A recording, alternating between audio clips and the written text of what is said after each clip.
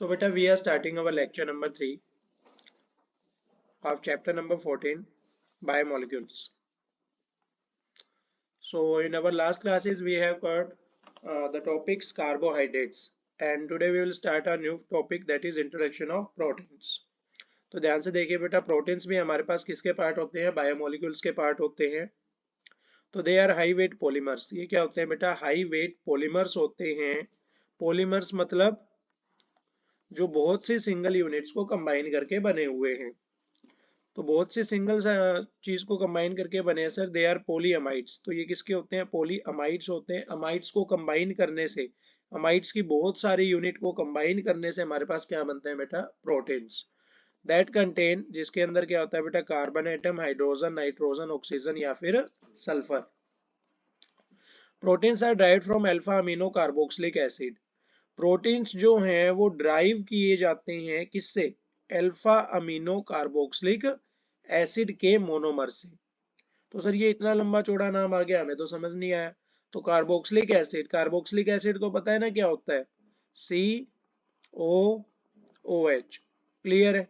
तो ये functional group है। तो इससे जस्ट नेक्स्ट वाला कार्बन कौन सा कार्बन होगा? Alpha carbon. और अल्फा कार्बन के ऊपर क्या लगा हुआ है बेटा? अमीनो। अमीनो मतलब NH2 ग्रुप। क्लियर है? तो ये हमारे पास क्या है? अल्फा अमीनो एसिड है, alpha amino carboxylic acid. This is alpha carbon, alpha पे अमीनो। तो अल्फा अमीनो कार्बोक्सिलिक एसिड के मोनोमर्स से ड्राइव करते हैं हम किसको? प्रोटीन्स को। इसकी वैलेंसी कंप्लीट हो जाएगी NHH। और नाइट्रोजन कितनी बॉन्ड बनाता है सर? 3 बॉन्ड बनाता है, 2 यहाँ बना रखी है कार्बन के साथ। Then a simple protein may contain 100 even thousands of amino acid unit। एक सिंपल प्रोटीन के अंदर बेटा अप्रोक्सीमेटली 100 से 1000 यूनिट होती है किसकी? अमीनो एसिड की। In living organism 20 alpha amino acids occur which combine to form different protein molecules। Living organism के अंदर कितने अमीनो एसिड्स होते हैं? 20 अल्फा अमीनो एसिड्स होते हैं, जो कंबाइन करते हैं एक दूसरे से क्या बनाने के लिए? अलग अलग प्रोटीन के मॉलिक्यूल्स बनाने के लिए। Then we have amino acids. तो अमीनो एसिड क्या होता है बेटा? Simple amino acid can be represented as RCHNH2COOH। तो ध्यान से देखो, वही चीज है, C डबल बॉन्ड ऑक्सीजन, साथ में क्या लगा हुआ है? OH। उसके बाद क्या है बेटा? एक कार्बन है। कौन सा कार्बन है? Alpha carbon. अल्फा कार्बन जो आगे एक स्टेट चेन से ग्रुप्ड है। अब ये जो अल्फा कार्बन है इसके ऊपर कौन सा ग्रुप लगा होगा? Amino group. तो इसके ऊपर क्या लगा दिया? अमीनो ग्रुप लगा दिया, that is NH2।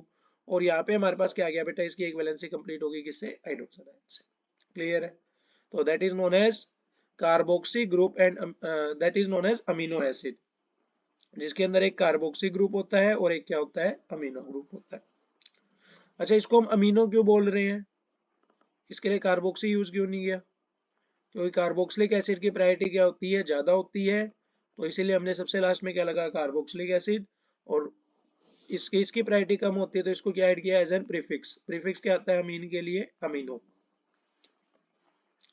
Then we have alpha amino acid. तो the acid in which NH2 group is present at carbon atom adjacent to the COH group। वो अमीनो एसिड जिसके अंदर NH2 उस कार्बन पे present होता है जो कार्बन एटम COH के क्या हो? एडजेसेंट हो। फॉर एग्जांपल ये हमारे पास COH हो गया, इसके जो एडजेसेंट वाला कार्बन एटम, अगर इसके ऊपर NH2 ग्रुप लगा हुआ है तो अल्फा पोजीशन पे अमीनो ग्रुप है, तो इसे हम क्या बोलते हैं? अल्फा अमीनो एसिड बोलते हैं। That are called alpha amino acids. Alpha amino acids are the building blocks of proteins. तो बिल्डिंग ब्लॉक्स होते हैं बेटा, बिल्डिंग ब्लॉक मतलब जैसे एटम होता है, एटम रिपीट होता जाता है और क्या कन्वर्ट करता है? मैटर में कन्वर्ट होता है। इसी तरीके से अल्फा अमीनो एसिड्स कन्वर्ट होते जाते हैं और किसकी फॉर्मेशन करते हैं बेटा? प्रोटीन की फॉर्मेशन करते हैं। तो these are the building block of proteins। The alpha carbon of all amino acid is chiral। जो अल्फा कार्बन होता है बेटा अमीनो एसिड्स का, वो क्या होता है? कायरल होता है। देखो यहाँ पे H है, यहाँ पे R है। तो एक तो R ग्रुप है, एक H ग्रुप है, एक NH2 है और एक COH है। चारों के चारों ग्रुप्स कैसे हैं? डिफरेंट है। डिफरेंट है तो ये वाला कायरल का, ये वाला कार्बन कैसा हुआ? Chiral carbon. क्लियर है? It will show optical isomerism और नॉट? शो करेगा या नहीं करेगा? करेगा सर। ऑप्टिकल आइसोमेरिज्म शो क्यों करेगा? क्योंकि इसके अंदर क्या प्रेजेंट है? कायरल कार्बन प्रेजेंट है। Hence all amino acids exhibit stereoisomerism या फिर optical isomerism, that is existence of D and L type of structures. कि क्या तो D type के structures होंगे, that is retention and inversion compound, or which rotates the plane polarized light in left or right direction, dextrorotatory और levorotatory. तो इसमें कौन से कन्फिग्रेशंस आएंगे, डी और एल टाइप के कन्फिग्रेशंस आएंगे. जैसे हमने ग्लूकोज में पढ़ा था, D glucose, L glucose, D alpha glucose, तो वहां पे भी क्या था, कायरल कार्बन था, तो स्टीरियो आइसोमेरिज्म शो कर रहे थे. यहाँ पे भी कायरल कार्बन है तो स्टीरियो आइसोमेरिज्म शो करेंगे. Then we have all the naturally occurring amino acids belong to L form category. जितने भी नेचुरली अकरिंग अमीनो एसिड्स है बेटा वो सारे के सारे कौन सी कैटेगरी में आते हैं, एल कैटेगरी के अंदर आते हैं, जो भी हमें नेचर के अंदर मिलते हैं. In L amino acid NH2 group lies left to the chiral carbon atom. L amino group में क्या होता है, NH2 ग्रुप कार्बन के क्या होता है बेटा, लेफ्ट साइड में होता है कायरल कार्बन से. कि ये कायरल कार्बन है तो इसके लेफ्ट साइड में क्या लगा हुआ, NH2, और आगे क्या लगा हुआ, COH. क्लियर है. This is known as L type of amino acids. तो ये देखो यहाँ पे कार्बन है, कार्बन के लेफ्ट साइड में क्या लगा रखा है, NH2, यहाँ पे H आएगा, CH2 नहीं आएगा. क्यों आएगा H, किसकी एक वैलेंसी तो किसके साथ फिल्ड है, कार्बोक्सिलिक एसिड के साथ, एक R के साथ और एक NH2 के साथ, तो कितनी वैलेंसी बची, एक, that is known as hydrogen. Then we have zwitter ion. तो due to transfer of proton from carboxy to amino group, alpha amino acid exist as dipolar ion और called as a zwitter ion. तो ये समझना काफी ज्यादा जरूरी है, ध्यान से सुनिएगा. तो यहाँ पे अभी अभी हमने पढ़ा C डबल बॉन्ड ऑक्सीजन, साथ में क्या है, OH है, कार्बन है, NH2 है, और यहाँ पे क्या है, R है. तो इसके पास क्या है, lone pair. Lone pair attract करेगा किसको, हाइड्रोजन आयन को. हाइड्रोजन आयन को अट्रैक्ट किया, ठीक है सर. तो यहाँ पे हाइड्रोजन आयन को अट्रैक्ट किया तो यहाँ पे R C carbon double bond oxygen, और यहाँ पे क्या था, oxygen.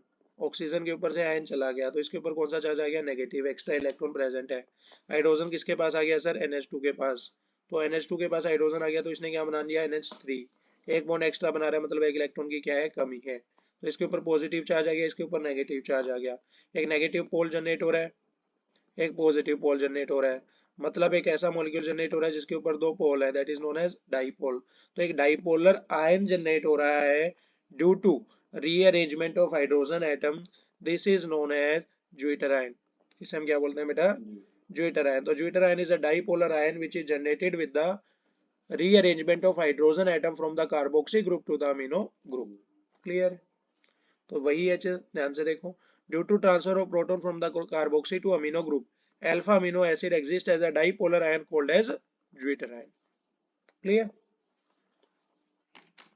Then we have isoelectric point, that is very very important. जैसा कि आपने एक्सपेरिमेंट्स में किया भी होगा, एक्सपेरिमेंट्स में भी किया होगा, बहुत जगह हमने आइसोइलेक्ट्रिक पॉइंट के बारे में सुना है. तो it is resemble with equilibrium.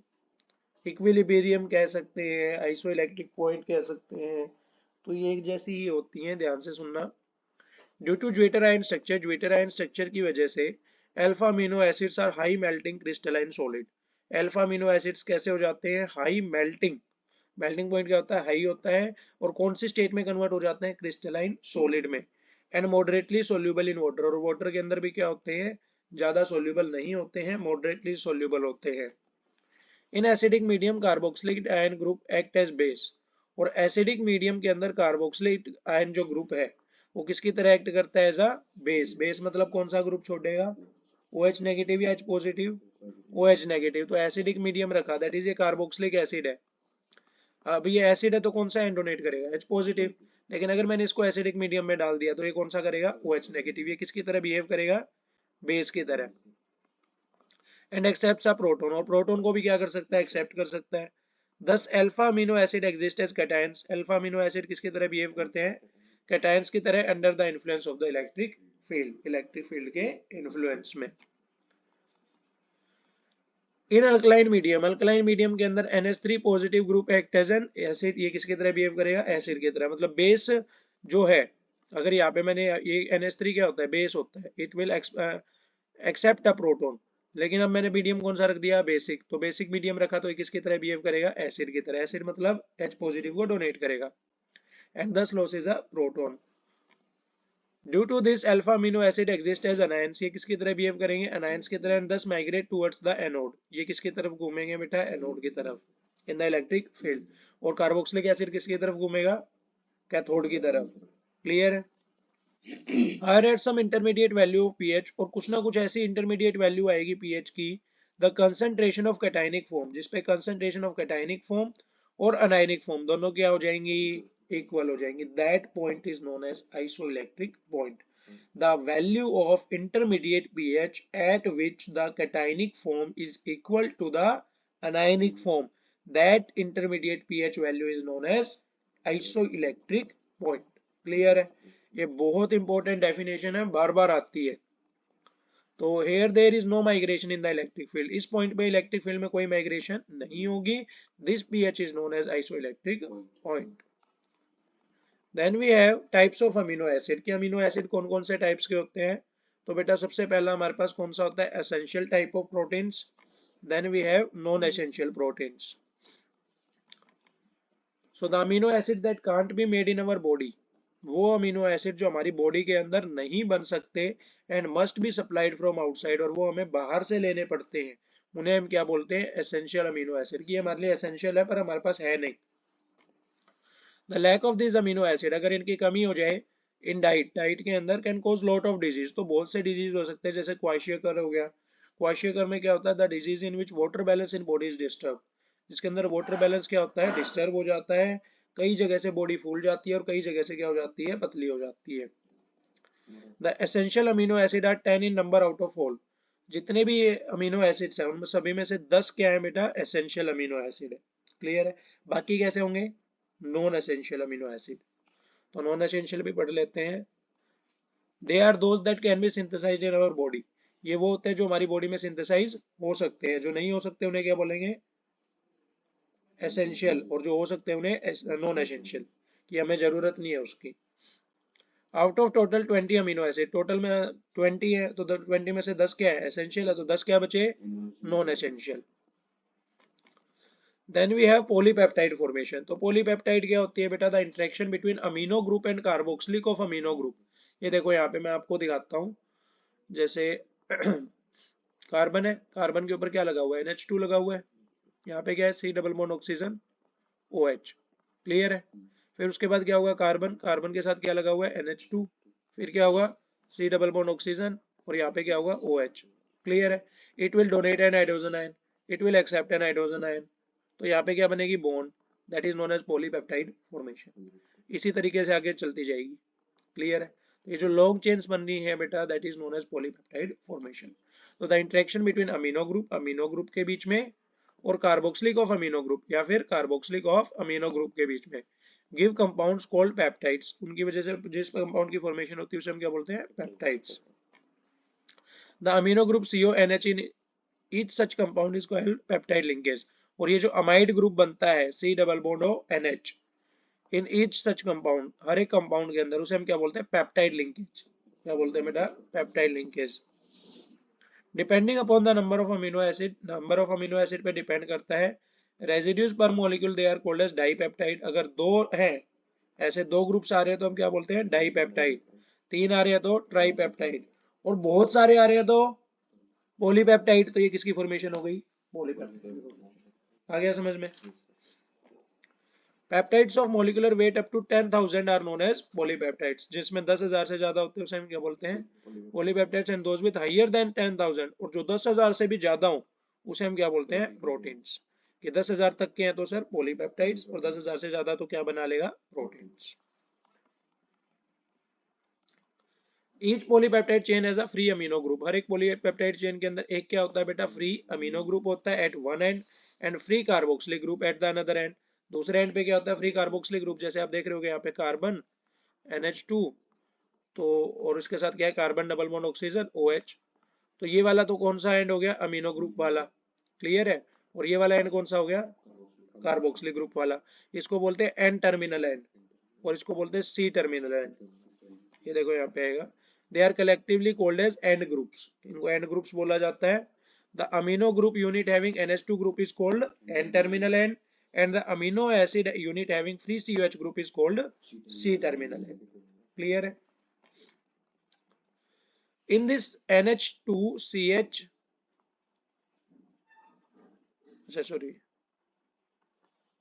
NHCHCO is the repeating unit। ये वाली जो यूनिट है बेटा, ये यूनिट क्या कर रही है, बार बार रिपीट कर रही है इन पॉलीपेप्टाइड, किसके अंदर, पॉलीपेप्टाइड के अंदर। किस तरीके से, यहाँ पे NH2 है तो हाइड्रोजन है, फिर क्या है, कार्बन है, कार्बन के ऊपर क्या लगा हुआ है, डबल बॉन्ड ऑक्सीजन, सॉरी ये वाली तो सिंपल वाली कार्बन है। उसके बाद इससे जो नेक्स्ट कार्बन है उसके ऊपर क्या लगा हुआ है, C डबल बॉन्ड ऑक्सीजन, और साथ में क्या है, OH। क्लियर है? इसके ऊपर एक और हाइड्रोजन लगा हुआ था, NH2 ग्रुप था ना। तो अब ये ध्यान से समझना, यहाँ पे इसी तरीके से एक और ग्रुप आएगा, C double bond oxygen, OH, और यहाँ पे क्या है बेटा, कार्बन, और यहाँ पे क्या है, NH2। तो यहाँ पे ये क्या कर रहा है, बेस की तरह एक्ट कर रहा है, ये किसकी तरह एक्ट कर रहा है, एसिड की तरह एक्ट कर रहा है। तो ये दोनों मिलके क्या बना लेंगे, वाटर। वाटर क्या हो गया, बाहर, वाटर बाहर हो गया। तो कार्बन और ऑक्सीजन के बीच में, यहाँ पे ये जो कार्बन है इसकी एक वैलेंसी फ्री है, नाइट्रोजन की एक वैलेंसी फ्री है, ये आपस में क्या बना लेंगे, बॉन्ड। तो ध्यान से देखो, इसी तरीके से यहाँ पे भी एक हाइड्रोजन क्या कर लेगा, इसके साथ बॉन्ड बनाएगा। तो यहाँ पे एक तो ये NHR है, एक CR है और एक COR है, एक NHR है, एक CHR है और एक COR है, इस पे कार्बन पे एक हाइड्रोजन भी आएगा। क्लियर है? तो ये वाली जो यूनिट है बेटा, ये क्या है, रिपीटिंग यूनिट है। ये वाली जो यूनिट है, ये वाली क्या है, एक रिपीटिंग यूनिट है, दैट इज NHCHCO। और ये वाला OH जो है वो यहाँ पे हाइड्रोजन के साथ रिएक्ट करके क्या बना लेगा, H2। आया समझ में? This is a repeating unit in polypeptide formation. Then we have classification of proteins, की प्रोटीन्स को किस तरीके से क्लासिफाई किया जा सकता है। तो on the basis of composition, composition के बिहाफ पे प्रोटीन्स को फॉलोइंग टाइप्स में क्लासिफाई किया जा सकता है। सबसे पहले कौन से प्रोटीन्स आते हैं, सिंपल प्रोटीन्स। उसके बाद बेटा कंजुगेटेड प्रोटीन्स, कंजुगेटेड प्रोटीन्स के बाद sir derived proteins and fibrous proteins, and the last one is globular proteins. 5 type के प्रोटीन्स आते हैं। बात करें आपके सिलेबस की, तो सिलेबस के अंदर हमारे पास क्या है बेटा, fibrous proteins and globular proteins and some part of derived protein. Clear है? आ गया समझ में? But we will discuss all of them in detail because काफी इंपॉर्टेंट पार्ट है। तो सबसे पहले हमारे पास कौन से आएंगे, सिंपल प्रोटीन्स। तो सिंपल प्रोटीन्स क्या होते हैं, जो हाइड्रोलिसिस पे क्या दे, ओनली अमीनो एसिड, सिर्फ अमीनो एसिड दे। The proteins which gives only amino acids on hydrolysis are known as simple proteins. Example के लिए ग्लोबुलिन हो गया या फिर albumin. Then we have derived proteins. Derived proteins क्या होते हैं sir, they are the degradation products, degradation products होते हैं ऑब्टेन्ड बाय द हाइड्रोलिसिस। किसकी वजह से ऑब्टेन्ड होते हैं, हाइड्रोलिसिस से। किसकी हाइड्रोलिसिस से, सिंपल एंड कंजुगेटेड प्रोटीन्स की हाइड्रोलिसिस से। एग्जांपल के लिए पेप्टाइड्स हो गया या फिर पेप्टोन्स हो गया। Then we have fibrous proteins. Fibrous proteins की बात करें तो they are long and thread like. ये कैसे होते हैं, लंबे होते हैं और थ्रेड लाइक होते हैं। Tend to lie side by side to form fibres, और साइड बाय साइड एक दूसरे के साथ लाई करते हैं ताकि क्या बना सकें, फाइबर्स बना सकें। In some cases they are held together by hydrogen bond. कुछ केसेस के अंदर ये जो है बेटा हेल्ड होते हैं एक दूसरे के साथ, कौन से बॉन्डिंग से, हाइड्रोजन बॉन्डिंग से, at many points. These proton serves as a chief structural material of any tissue. और इन प्रोटीन्स को हम क्या बोलते हैं बेटा, चीफ स्ट्रक्चरल मटेरियल बोलते हैं किसी भी एनिमल टिश्यूज के। Then we have globular proteins. तो ग्लोबुलर प्रोटीन्स क्या होता है, the molecule of this proteins are folded. इसके मॉलिक्यूल्स के जो प्रोटीन्स हैं, प्रोटीन्स के जो मॉलिक्यूल्स हैं वो एक दूसरे के साथ क्या होते हैं, फोल्डेड होते हैं into compact units and form spheroid shapes. कैसी शेप्स बनाते हैं, स्फेरॉइड। स्फेरॉइड देखा है ना, स्फेरॉइड शेप्स बनाते हैं। इंटरमोलिकुलर फोर्सेस इनके बीच में कैसे होते हैं, वीक होते हैं। These proteins are soluble in water। किसके अंदर soluble होते हैं, वाटर के अंदर। और aqueous solution, जिसके अंदर वाटर क्या हो, ज्यादा अमाउंट में हो, of acid, bases और salts। Globular proteins make up all enzymes, hormones and fibrinogen। Globular protein जो है जितने भी एंजाइम्स हो गए, हार्मोन्स हो गए, फाइब्रिनोजेंस हो गए, सभी के सभी कौन बनाता है? Globular protein.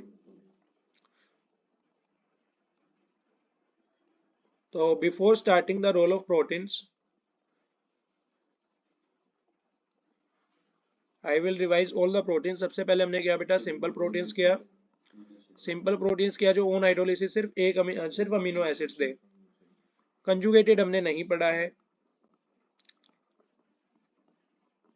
कंजुगेटेड को नेक्स्ट क्लास में कंसिडर करेंगे। थर्ड जो हमने पढ़ा बेटा वो कौन सा पढ़ा? Derived protein. ड्राइव्ड प्रोटीन्स कौन से होते हैं सर? जो ऑन हाइड्रोलिसिस क्या प्रोवाइड करें? Simple and conjugated amino acids या फिर प्रोटीन्स। आफ्टर दैट या फिर इसे ड्राइव किए गए हैं डिग्रेडेशन से। After that fibrous proteins. Fibrous protein जो फाइबर्स बनाते हैं और lie by side to form the compact units. And after that globular proteins. Globular proteins जो क्या होते हैं? एक दूसरे के साथ फोल्डेड होते हैं, that are known as globular proteins. Clear है? So this is that classification of protein. After that we will discuss role of proteins कि proteins का role क्या है सर? तो they act as enzymes, enzymes की तरह act करते हैं, reaction करवाते हैं, transport agent की तरह behave करते हैं, एक जगह से दूसरी जगह materials को transport करते हैं। स्ट्रक्चरल मटेरियल होता है बेटा किसका? नेल्स का या हेयर का। एंटीबॉडीज फॉर्म करते हैं हमारी बॉडी के अंदर कौन? Globular proteins. They our metabolic regulators. Metabolism जो है उसको क्या करते हैं? रेगुलेट करते हैं। जैसे इंसुलिन हो गया, हमारी बॉडी के मेटाबॉलिज्म को क्या करता रहता है? रेगुलेट करता रहता है। तो these are the role of proteins. After that hydrolysis of proteins. Proteins की अगर हाइड्रोलिसिस करें तो proteins are hydrolysis when boiled with acid. Proteins hydrolyse कब किए जाते हैं? H2O के साथ कब ऐड होते हैं? जब हम उन्हें बॉईल करते हैं। किसके साथ? एसिडिक मीडियम में या फिर बेसिक मीडियम में। और व्हेन ट्रीटेड विद एंजाइम्स, या फिर उसको किसके साथ ट्रीट करें? एंजाइम्स के साथ। Then the hydrolysis takes place, तब हाइड्रोलिसिस होती है। प्रोटीन्स के हाइड्रोलिसिस करते हैं तो क्या बनता है? प्रोटीन्स। प्रोटीन्स के करेंगे तो पेप्टोन्स। पेप्टोन्स के करेंगे तो पॉलीपेप्टाइड। पॉलीपेप्टाइड की करेंगे तो सिंपल पेप्टाइड। सिंपल पेप्टाइड की करेंगे तो अमीनो एसिड। तो ये अमीनो एसिड से हमारे पास, अगर अमीनो एसिड में से वाटर को निकाल दूं, अमीनो एसिड में से वाटर को निकाल दूं, क्या बनेगा? पेप्टाइड। पेप्टाइड से sorry simple peptide. Simple peptide से पॉलीपेप्टाइड। पॉलीपेप्टाइड से पेप्टोन्स। पेप्टोन से प्रोटीज। प्रोटीज से प्रोटीन्स। आ गया समझ में? इस तरीके से अमीनो एसिड से किसकी फॉर्मेशन होती है? प्रोटीन्स की। या फिर प्रोटीन्स की हाइड्रोलिसिस से वापस क्या बनता है हमारे पास? Amino acid. Then we have every protein has an isoelectric point. जैसा कि हमने पढ़ा था सभी प्रोटीन का क्या होता है? एक आइसोइलेक्ट्रिक पॉइंट होता है at which their ionisation is minimum, जिसके ऊपर उनकी आयनाइजेशन क्या होती है? कम से कम होती है। Because the cationic form is equal to the anionic form. Proteins have charge groups. Proteins के ऊपर क्या होता है बेटा? चार्ज ग्रुप्स भी होते हैं। अभी अभी पढ़ा NH3 के ऊपर पॉजिटिव, CO के ऊपर negative at the ends of the peptide chain. Peptide chain के एंड में। They are amphoteric in nature. ये नेचर के अंदर कैसे होते हैं? एम्फोटेरिक का मतलब ये होता है कि हमारे पास जो अमीनो एसिड्स है, अमीनो एसिड्स एसिड की तरह एक्ट करेंगे। जब हम इसको कौन से मीडियम में लेंगे? बेसिक मीडियम में। और बेसिक मीडियम में ले रहे हैं तो एसिड की तरह एक्ट करें, तो एसिडिक मीडियम में किसकी तरह बिहेव करेंगे? बेस की तरह। और ऐसे सब्सटेंस जो एसिड और बेस दोनों की तरह बिहेव कर सकते हो, that are known as amphoteric substances. Clear है? Proteins accept a proton in strong basic solution. अगर स्ट्रॉन्ग बेसिक सॉल्यूशन होगा तो किसकी तरह बिहेव करेगा? प्रोटीन क्या करेगा? एक्सेप्ट करेगा प्रोटॉन को। The pH at which the protein molecule has no net charge. एक ऐसी पीएच जिसके ऊपर नो नेट चार्ज हो ही ना, उस पॉइंट को क्या बोलते हैं? Isoelectric point. जिसके ऊपर कैटायनिक फॉर्म किसके इक्वल हो जाती है? अनायनिक फॉर्म के इक्वल। दैट मीन जितना नेगेटिव चार्ज उतना ही positive charge. Charge will become equal, therefore it have no net charge. Clear है? So that's for the hydrolysis of proteins. That's all for today's lecture. Tomorrow we will discuss the fresh topic, that is structure of protein and denaturation of protein. And then we will start our enzymes part. These topics we will discuss in our next lecture. Clear?